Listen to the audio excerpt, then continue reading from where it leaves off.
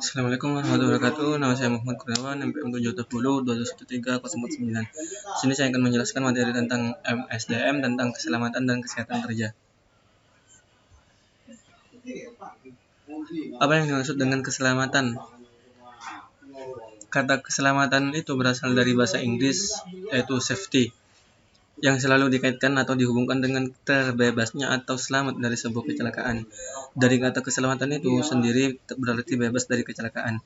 Kesehatan dan keselamatan kerja atau 3K atau K3 merupakan upaya kita untuk menciptakan lingkungan kerja yang sehat dan aman sehingga dapat mengurangi probabilitas kecelakaan kerja atau penyakit akibat kelalaian yang mengakibatkan demotivasi dan defisiensi produktivitas kerja. Adapun tujuan penerapan K3 atau keselamatan dan kesehatan kerja memiliki 3 tujuan.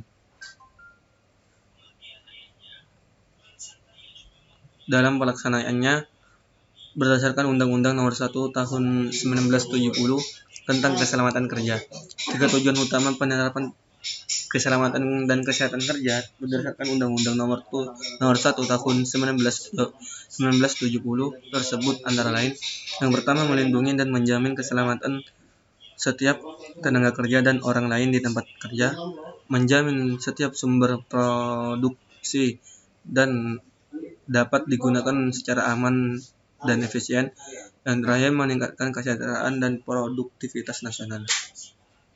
Jenis-jenis alat pelindung diri keselamatan dan kesehatan kerja.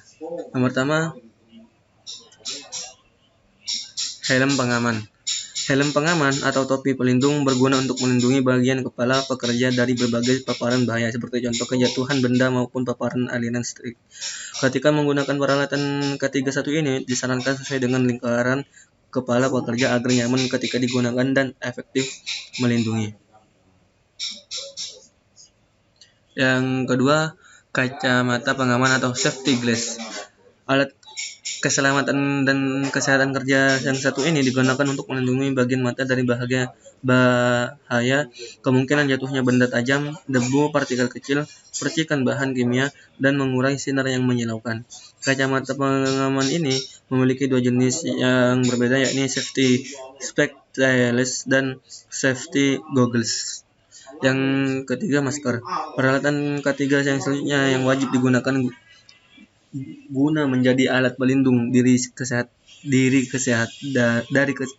pelindung diri kesehatan adalah masker sebagai pelindung pada bagian pernafasan seperti hidung dan mulut, menghindari paparan bahan berbahaya seperti debu, bahan kimia, asap solder, dan bau bahan kimia. Yang keempat, respirator. Alat K3 ini memiliki fungsi yang hampir mirip dengan masker. Hanya saja respirator biasa digunakan pada lingkungan kerja yang memiliki potensi bahaya tinggi. Sebagai contoh, pada lingkungan kerja yang berkecimpung di lingkungan kimia, nuklir, gua, dan lain-lainnya. Yang kelima, ada pelindung wajah. Pelindung wajah atau face shield merupakan komponen alat pelindung diri yang sangat penting guna mengurangi kemungkinan bila wajah yang terpapar percikan larutan panas, goresan benda tajam, air, udara, dan zat kimia yang berbahaya. Umumnya, alat ini digunakan pada aktivitas atau proses pengelasan. Yang keenam, ada penutup telinga atau earmuff. Penutup atau earmuff adalah peralatan K3 yang biasa dipakai untuk menjaga dan melindungi organ pendengaran dari suara yang berfrekuensi tinggi. Earmuff bisa mengurangi frekuensi suara hingga 20 dB sampai 30. Bagiannya yang terdiri dari headband dan ear cup terbuat dari bantalan busa yang dapat melindungi seluruh bagian luar telinga. Yang ketujuh, ada penyumbat telinga. Ketika menggunakan alat ini dapat menghalau dan menghambat suara bising yang dapat merusak organ dalam telinga. intensitas suara dapat berkurang 10 hingga 15 dB. Yang 8, wirpak atau kafral. Wirpak merupakan pakaian khusus yang digunakan para pekerja di lingkungan kerja yang memiliki risiko tinggi. Biasanya pakaian ini menutupi leher sampai mata kaki, yang mana bisa mengamankan dan melindungi seluruh bagian tubuh. Yang keempat, rompi safety.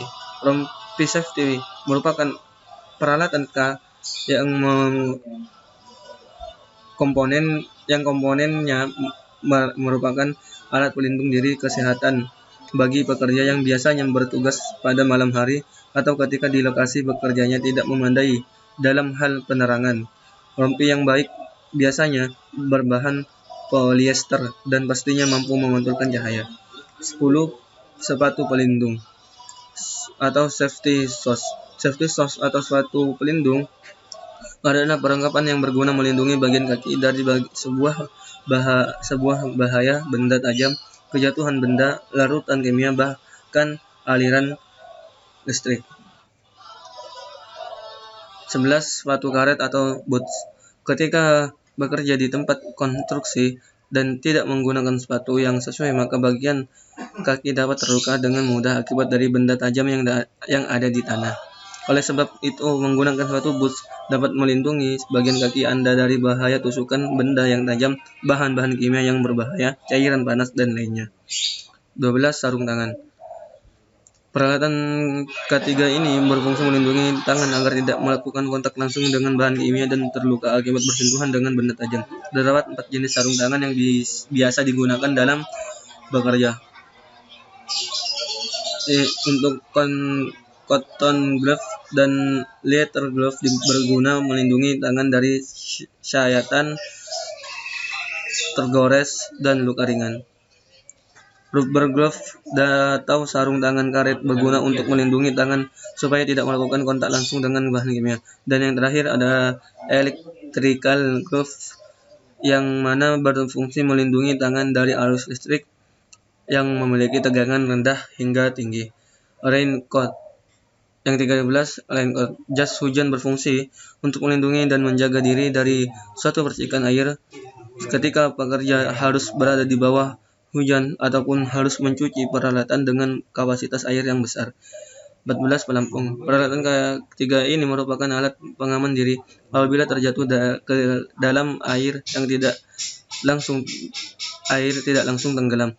Biasanya pelampung ini digunakan khusus pada proyek-proyek besar, seperti pada pembuatan jembatan yang panjang, dermaga, bendungan, pelabuhan, dan lain-lainnya. Yang 15. Sabuk pengaman. Sabuk pengaman digunakan sebagai alat pelindung diri seorang supir dan pelindung bagi penumpang di kendaraan proyek mengangkut material. Alat ketiga ini juga berguna untuk mencegah terjadinya suatu hal seperti benturan antara manusia dengan kendaraan bila terjadi suatu kecelakaan. Dan masih banyak lagi jenis alat-alat pelindung diri, keselamatan dan kesehatan kerja. Dan ada pun cara untuk meningkatkan atau menciptakan keselamatan kerja yang akan mengarah ke lingkungan yang lebih sehat, aman, dan produktif.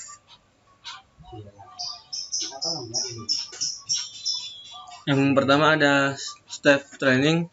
2. Pekerjakan pekerja yang kompeten. 3. Mengutamakan keselamatan di tempat kerja. 4. Perhatikan apa yang Anda berikan.